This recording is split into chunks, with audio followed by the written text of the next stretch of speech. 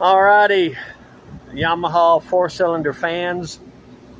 Donnie from Mississippi sent me these. I'm about to unbox them. These are my helpers. Hey Maddie, that's Maddie. That's Sophie. Sophie loves to play ball. Go get it. So let's open up this here box and see what these here carbs look like by George. It's got a blowout there. And see, here's your fuel air slow speed mix screws, and that's what they're doing. That's the slow circuit coming through the slow jet into this part of the carb, and that's where the fuel comes out. This regulates how much fuel you're going to get. You adjust that by getting it all together, and with it idling as low as it'll idle, with it totally warmed up, you screw those in and out by ear till it runs the best. Hopefully you're like at about 2.5 turns out. So as I go, I'll make little videos. At the end, I'll stitch it all together, put it on YouTube, and the man that owns these, Donnie in Mississippi, he can see what's up, and then y'all at home can see what's up. This is a 2007 Yamaha XVZ13 Venture, Royal Star Venture. So they're solid carbs. Lacunis, I hadn't seen anything broken off or, you know, good looking stuff. So we're good. Looks like he took his TPS off right there. He may have to set that. Anyway, as I go, I'll do little videos and I'll stitch them all together. So it's hard for me to hold this here expensive video camera, my cell phone, and video and actually do the work, but I've already checked out the throttle. The carbs look nice and clean, nice on the outside. That's always a bonus, so you're not beginning with a total wreck, you know. Throttle works good. Eyeball in the sink, that looks nice. The chokes work good. Can't really do it with one hand, but I worked that and that, and I need to blow air in these holes here on top. See how the slides go up and down. I like to just do some preliminary stuff before I take them apart. I will need to separate them into 4 separate carburetors, because right there is the air cutoff valve right here. It's got a little diaphragm in there. You can't vat that, it'll kill it. You can't get it out unless you split the bodies. So I'll split them all the way down, gut them all the way out, and then just vat them, and I can't stress that enough, to vat them some more. Then you blow through them with your brake cleaner, your carb cleaner, and make sure the slow circuit goes from the back to the slow jet all the way out to that little hole below my fingernail in the middle right there. I always butt in and add snippets I think of later. This is a 2007, so it's what, 13 years old, and that's when the rubber parts start getting old. He got a real good kit here from Parts Unlimited. There's the part number, XVZ13 Royal Star 2000 to 13. His is an 07. Here's the needle seats. I'll stop this and dig them out. This is a good kit. You want to get a Parts Unlimited or an All Balls brand, get the good one. It's probably going to be about $100, but you definitely get what you pay for. Here's the new float needles in their seats and their O-rings. Those O-rings get hard, and fuel goes right past those into the carburetor and floods it out, makes your oil thin, so you lose compression because the oil ain't thick enough to hold compression, so it runs like crap. And oftentimes if you can just take these seats after you take the screw off that holds them down and just pull them out easily, you're just blowing fuel past it. The fuel needs to come past when the needle opens up out of the center of them, not just blow past the outside of it due to these O-rings out here getting hard. You want to lick or grease those O-rings when you put them in so you don't cut them putting them back in. All right, moving right along. Oh, let me show you. Here's his other goodies. See, this is a good kit. There's all kinds of stuff in here. New float bolt screws. It's even got the new screws for up here on the tops, on the sides. There's the springs for the fuel air mix. There's the new little screws right here that hold the seats in. There's new clips for the new needles. New little washers. Those will go with an O-ring and that spring onto. I got cut off. They'll go onto these fuel mix screws here. The float bowl O-rings. Looks like, I think that's the choke rubbers. Nope. I'll have to find where those go. That's new on me. That might be the center. Anyway, we got plenty of yummy new parts here, so that's awesome. This is a great kit. Parts Unlimited 1003-1417. I can order that for you and send it to you, or you can go to your friendly local dealer and get them yourself, or a number of ways. But get the good stuff. Don't cheap out unless you want to ride a cheap bike. Do it right or don't do it, you know what I mean? Alrighty, so I took the float bowl drain screws out right here. They're 5mm. They look pretty good, actually. And now I'm taking each float bowl has 3 4mm. It takes a long one, a long wrench to get down on that one. Most of these are really tight, so what I do, get it in there good and give it a good wrap with the hammer right here. That shocks it. It'll help it come out instead of stripping, instead of the bolt breaking in half with you trying to get it out. If it's tight, you know, if it don't want to come, wrap it a time or two, then it'll come right on out.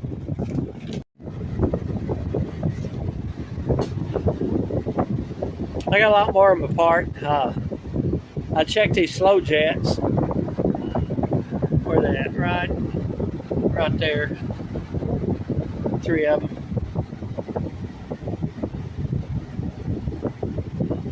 See all that daylight coming through that slow jet? Guess what? It ain't stopped up. That helps you kind of diagnose what's going on. All 4 of them are that away. What I got is my flashlight down here in my hand, and I hold the jet on top of it and squeeze it down to where the only light you can see is the light coming through the jet.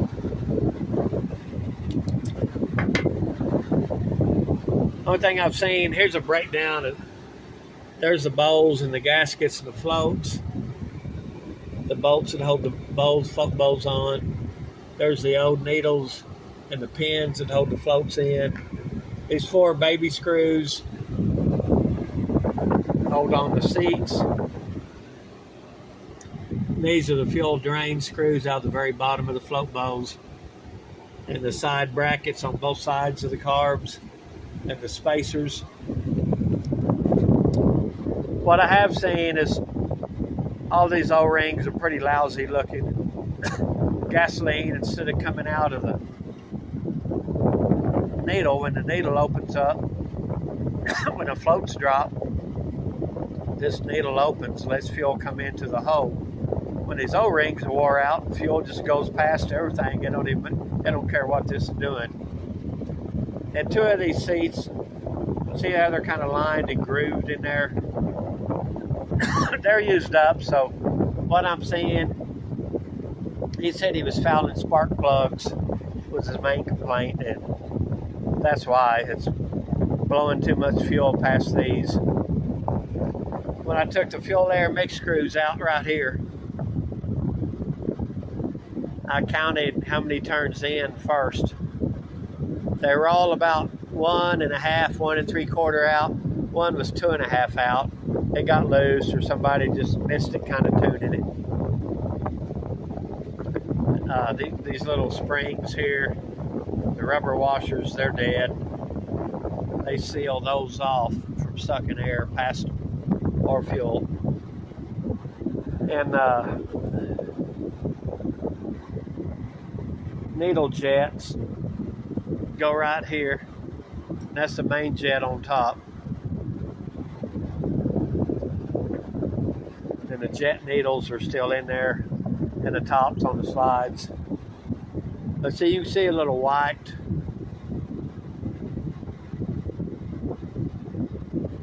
A little white gunk, that's water. And the crap here down under the needle seat for the floats.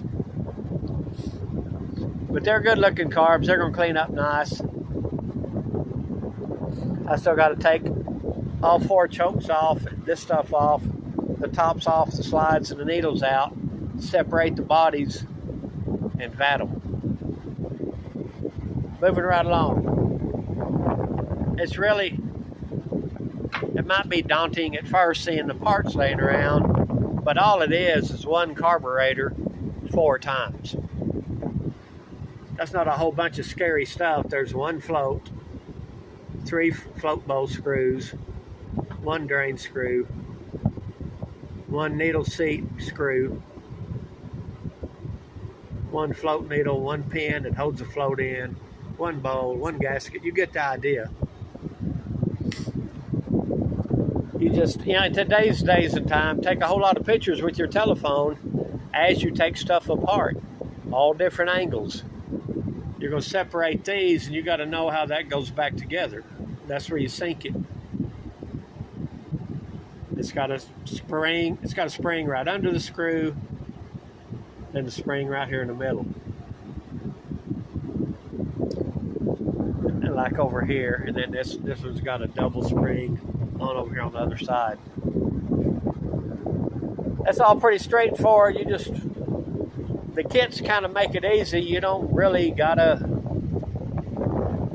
check the jets, I mean, because you're going to replace them. But I do recommend reading what size the old ones are, reading what size the new ones are. And many times I've vatted the hell out of the old ones and reused them because I know they're right. I've had a couple of times I've been bit by the jets in the kit not being the right size. But that's it. I'll shoot another video on down the road here as I get farther along. Alrighty, got them more apart. That old acronym KISS, keep it simple, stupid. I've always done that with these. I've got, when you get them off the bike, you got 4 carbs, you know, all bolted together. Then you got to separate them 2 from these 2. And that's by doing this and this, the throttle and the choke linkage. You know, after you take the bars, side plates off, and the bolts, the spacers. Just take a lot of pictures. Then I separated this carb from that carb. And this carb has a bracket on it. So after I got the diaphragm and everything out, I just put the bracket back on it. And I took the air cutoff valve right here off of it. You don't want this in your carb dip. This diaphragm's good. See this this goes towards the carb, the point sticking out. What it does is, when you let off of the throttle, it pushes this ball bearing down. See that, how it goes down? that cuts off a certain amount of air to where it creates a richer mixture when you let off, and that helps with backfiring. When you let off a bike and it goes to backfiring, that's because there's a lean condition in the cylinder. Like bikes with the pipes cut off are always backfiring a lot. They have zero back pressure. They can't hold anything, so they pop and sputter. That's what that's all about. So if you have a pretty rough diaphragm here, those are not a must, but I would still put them in there just to keep everything correct. And when you separate them, like you got to separate them to take this inside choke off, that inside air cut off diaphragm out. I mean, you have to separate them to get them apart. This side's the easier side to separate. This one's a little more complicated. You got the spring here, and you got two sinking screws. To sink them, you have adjustability on 3 screws, and that's only for low speed. And what it's all about, see that butterfly moving like this? When you sink them with it running at a nice low idle and all warmed up, you adjust the sinking screws to where it's pulling the same vacuum on your vacuum gauges or your mercury sticks, whatever you use. I much prefer the simple $40 4 vacuum gauge setup. Anyway, what it does is adjust each carburetor right here, butterfly, to where it idles smoothly. That's what that's about. It makes it idle smoothly. Typically, when you take them apart like this and put them back together, you don't turn none of these screws. There's no need to. See how this is already slid off right here, out? That goes between this bottom spring and that top metal. So the deal is, typically, you never have to re-sync them when you put them back together. But after you get them on the bike and get it warmed up and idling, that's when you adjust your idle, check the sync, and adjust your fuel air mix screws by screwing them in and out till it runs the best. And you're hoping for 2.5 out. If you go more than about 3 1/4 out, they're liable to fall out. See, they got a spring on them. Here's the spring. Here's the, let me find it. You throw the plastic protectors away. That's the new stuff right here. Here's the old ones. And the spring. You put the spring on it, then the baby rubber washer on it, and screw them in. So that spring is to keep them from turning and to keep them from falling out. So you don't want to get them more than about 3 out, hopefully, you know. If 3 out is as good as it gets, leave it at 3 out. If you turn it more out, if you go to 3.5 and 4 out, you risk them vibrating and falling out, and then you're just sucking a whole bunch of air, and that's not going to work good at all. So I took this one off. I got it all gutted. Got the choke out, diaphragm out, everything on the bottom out. Opened up the new parts, new gaskets, the new rubbers. These go right here. This is your fuel supply line. All 4 carbs. See how it pokes it. This one's come out of this carb. They poke into the carburetor. So this is like really nice fancy O-rings. You want to lick on these or put a real thin little light grease on them. Put them back together. When I separate carbs, like getting these 2 carbs apart from these carbs, took these parts. That makes it simple. When I go to put them back together, I know these parts I use, and basically what that is the hardware for the choke and the hardware for the throttle. The throttle's got a washer and a clip. The choke's got 2 screws with nylon washers under them and a spring that you don't really need to put on right away. And then over here is the separate. When I separate them, what must I put back? Well, so far from separating them, I'm taking this off. This side of the choke ain't necessary. You can put it on or off with it together. This one you have to put in there before you put them together.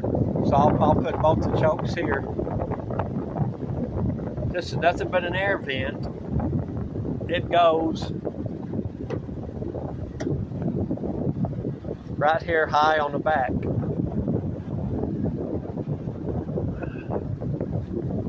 Like this, see? It just pokes on there. Be sure to point it up. On some carbs, if you point them down, you can't turn it later. But in the paint, you can get them on and off with the carbs together, but it ain't real good on the rubber. That goes there, it goes into the other carb, and that's that atmospheric vent that a hose will come off of it and just run off into nowhere land. What else? Okay, I checked my brass. There's my old brass, there's my new brass, made in main jets, slow jets. These slow jets or pilot jets, whatever you want to call them, are size 20. They came out of it, and I've already looked at them all, they're all clear. The new ones are size 15s, so guess what? I'm not going to use them.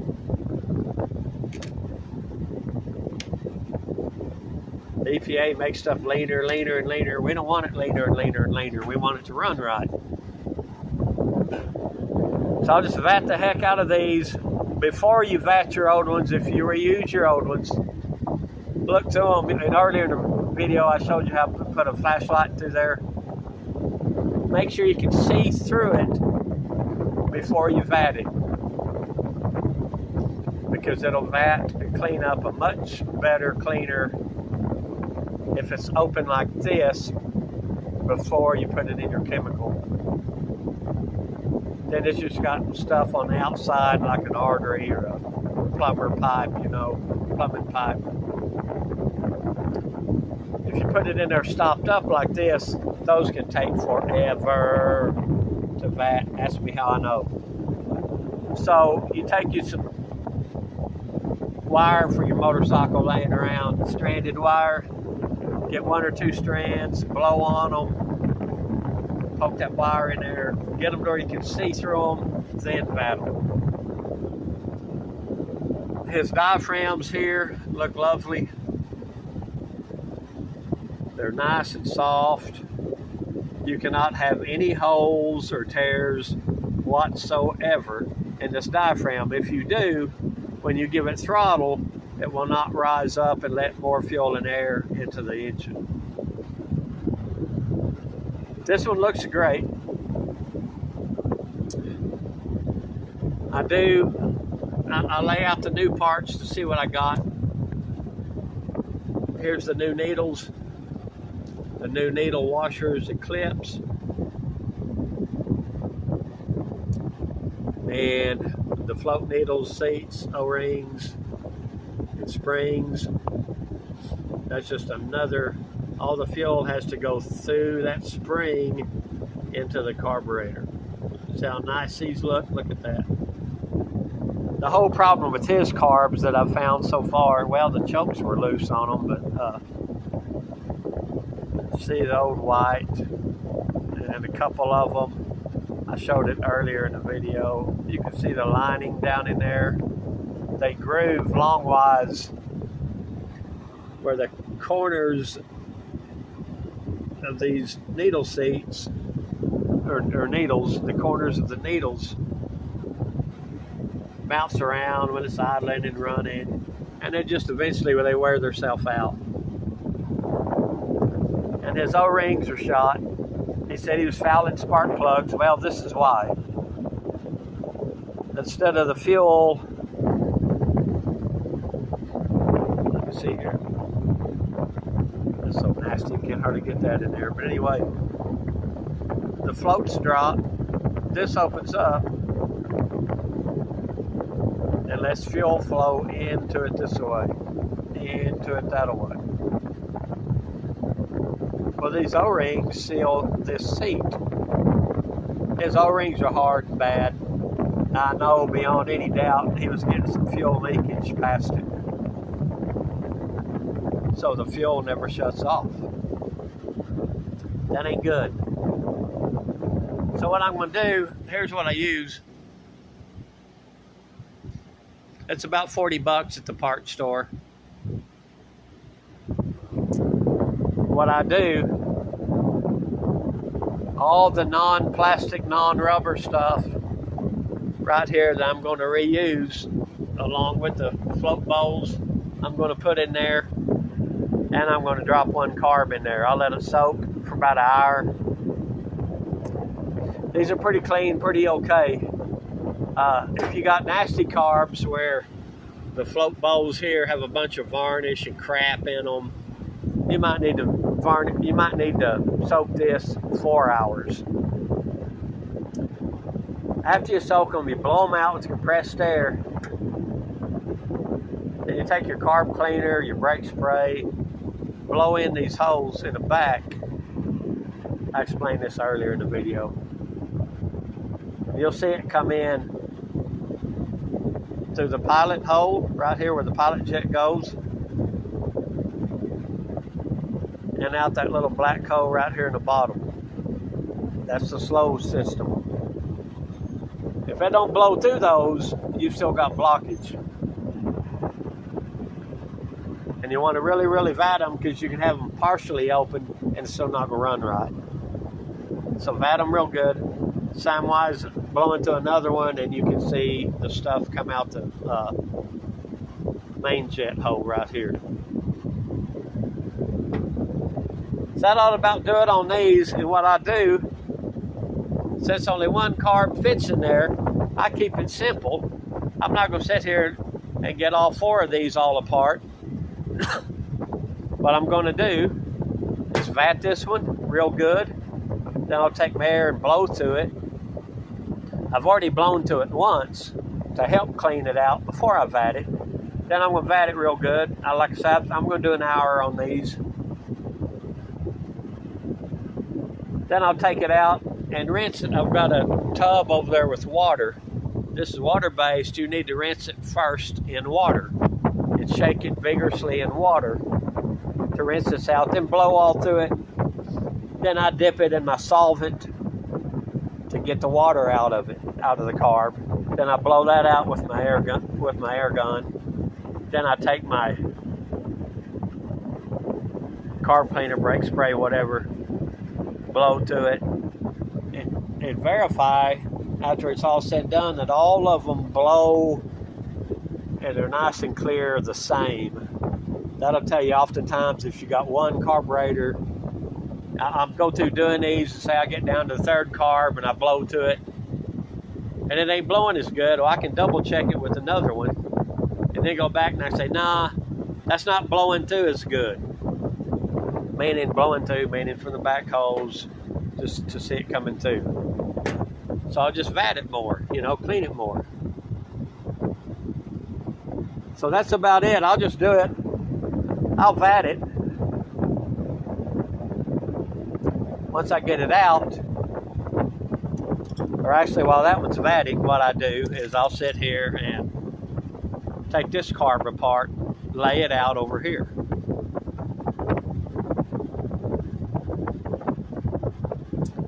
And while it's vatting, I'll be putting this one together. Now, it just keeps it simple, keeps you less room for error. As you notice, I like to keep my tools in one area, my old parts in one area, my new parts in one area.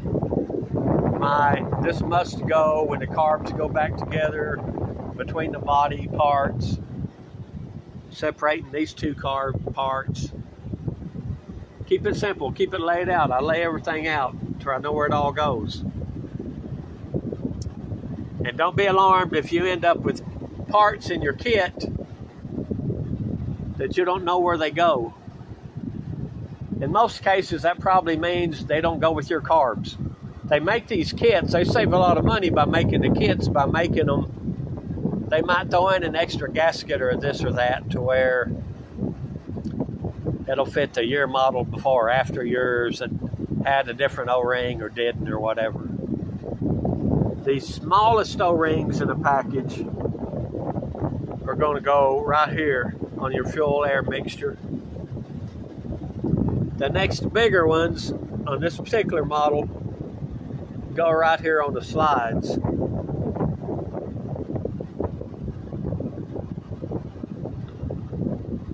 See that hole right there where my finger's at?